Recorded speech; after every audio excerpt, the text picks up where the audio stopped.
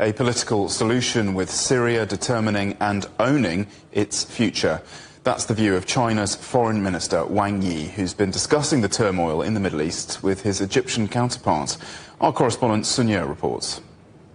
Chinese Foreign Minister Wang Yi has met with the Egyptian Minister of Foreign Affairs Butler Abdelhadi in Beijing. The two also co-chaired the China-Egypt Foreign Ministers' strategic dialogue that took place on the same day. Wang said the dialogue had come at a critical juncture after international and regional situations undergo major changes, citing the continuing conflict in Gaza and the sudden changes in Syria, among others. He said China and Egypt, two important global South countries, could contribute to global peace and growth. Abdelhadi said Egypt is willing to deepen concrete cooperation with China on all fronts.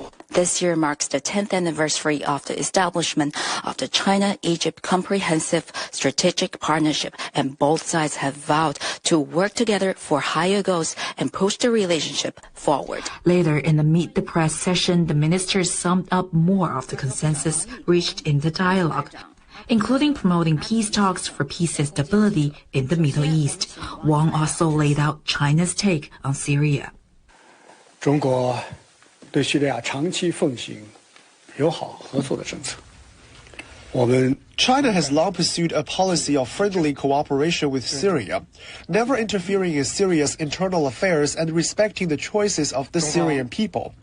We support the realization of peace within Syria as early as possible, and the implementation of UN Security Council Resolution 2254, as well as the advancement of domestic political processes under the principle of Syrian-led, Syrian-owned, to fund a national reconstruction plan that meets the people's wishes through inclusive dialogue. On the situation in the Middle East, Wang said the only way out is to talk. The immediate priority is to implement an immediate ceasefire, stop the violence, and ease the humanitarian crisis.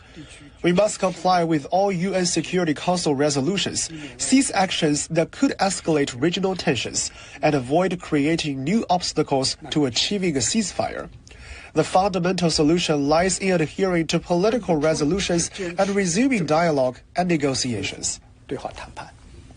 Wang also said as the region strives for peace and stability, China would continue to be the friend of countries in the region and continue to promote peace and development and remain a long-term trusted partner of the Middle East.